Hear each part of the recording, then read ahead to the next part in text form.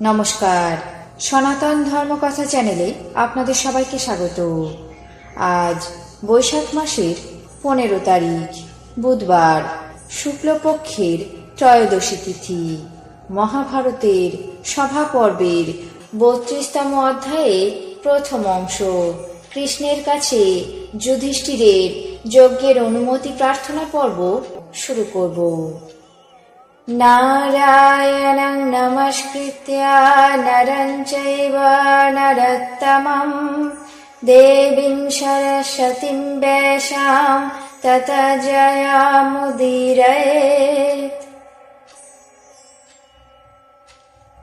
ঋষি বৈশম্পায়ন বললেন, হে মহারাজ, রাজা যুধিষ্ঠির অত্যন্ত যত্ন সহকারে প্রজামণ্ডলীর রক্ষণাবেক্ষণ, প্রজা প্রতিপালন এবং শত্রুকুল সমূলে উৎপাটন করে প্রজাদের নিজ নিজ কর্তব্য কর্মের অনুষ্ঠানে তৎপর হলেন।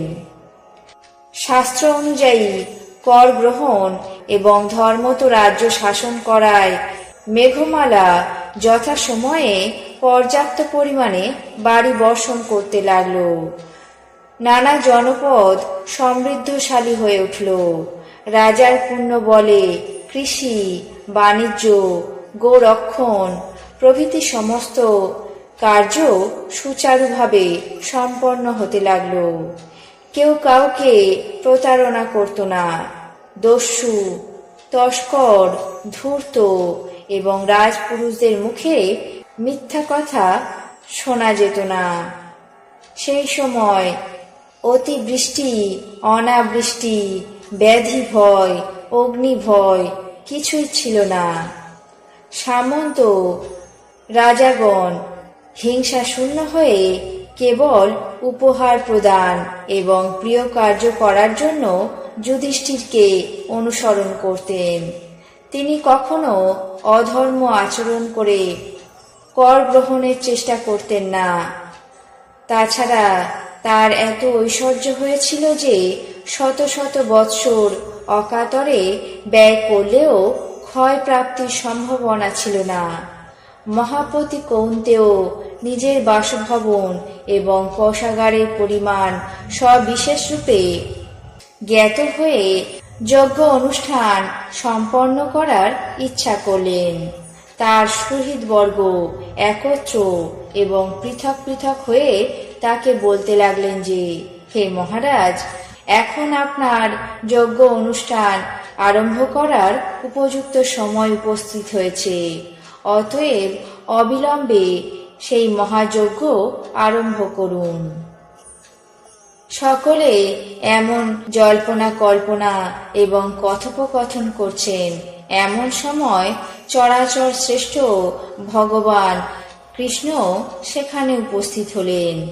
যেমন প্রাচীর দ্বারা নগরী রক্ষিত হয়, তেমনি যদুকুলের পরিরক্ষক ছিলেন বাসুদেব কৃষ্ণ।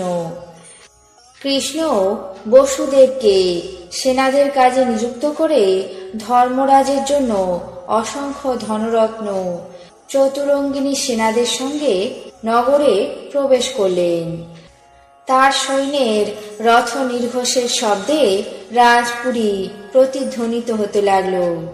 যেমন সূর্যোদয়ে লোকের অন্তঃকরণ প্রফুল্ল হয় এবং নির্বাত স্থানে বায়ু সঞ্চারিত হলে সকলে অনির্বচনীয় সুখ অনুভব করে, তেমনি কৃষ্ণের সমাগমে ভারতবংশ সকলেই সুখে এবং আনন্দ সাগরে নিমগ্ন হল। সেই সময়ে ভারতবংশ অধিক জনপূর্ণ হয়ে উঠল। জনগণ প্রত্যুত গমন করে কৃষ্ণের যথাবিধি সৎকার করলেন। ধর্মরাজ যুধিষ্ঠির সহ তার 4 ভাই পুরোহিত, ধৌম এবং মহর্ষি দ্বৈপায়ন প্রমুখ ঋষিগণে পরিবৃত হয়ে কৃষ্ণকে আসন গ্রহণ করার জন্য অনুরোধ করতে লাগলেন। হে বাসুদেব, কেবল তোমার অনুগ্রহে এই শশাগড়া পৃথিবী আমাদের বশবর্তী হয়েছে। তোমারই প্রসাদে আমি এই অতুল ঐশ্বর্যের অধিপতি হয়েছি। আমার এখন অত্যন্ত অভিলাষ হচ্ছে যে তোমার এবং তোমার অনুজদের সঙ্গে মিলিত হয়ে যজ্ঞের অনুষ্ঠান করি। অতএব কার্য আরম্ভের অনুমতি করে আমাকে চরিতার্থ করো। হে গোবিন্দ, তোমাকে ওই যজ্ঞে দীক্ষিত হতে হবে। তুমি দীক্ষিত হলে তবেই আমি নিষ্পাপ হব, অথবা অনুজদের সঙ্গে আমাকেই দীক্ষিত হতে আজ্ঞা করো। তোমার দ্বারা আজ্ঞা পেলেই আমি উত্তম যজ্ঞ অনুষ্ঠানের ফলভাগী হব, তাতে কোনো সন্দেহ নেই। আজ মহাভারতের সভা পর্বের 32তম অধ্যায়ের প্রথম অংশ কৃষ্ণের কাছে যুধিষ্ঠিরের যজ্ঞের অনুমতি প্রার্থনা পর্ব এখানেই শেষ করছি। বাকি অংশ আগামী পর্বে পাঠ করে শোনাব। এখন জেনে নেব আজকের দিনের 12টি রাশির রাশিফল। মেষ বিপদমুক্ত, বৃষ প্রতারিত, মিথুন রত্ন আদি ক্রয়, কর্কট দেহ কষ্ট, সিংহ সৎকর্মে ব্যয়, কন্যা কর্মে ভোগান্তি, তুলা বদলি, বৃশ্চিক আয় বৃদ্ধি, ধনু চিন্তান্বিত, মকর আয়ের সুযোগ, কুম্ভ বিপথে চালিত, মীন উদ্যম বৃদ্ধি। এই ছিল আজকের দিনের 12টি রাশির রাশিফল। আপনাদের কেমন লাগলো তা অবশ্যই কমেন্ট বক্সে জানাবেন। চ্যানেলটিকে সাবস্ক্রাইব করবেন, লাইক করবেন, শেয়ার করবেন। ধন্যবাদ।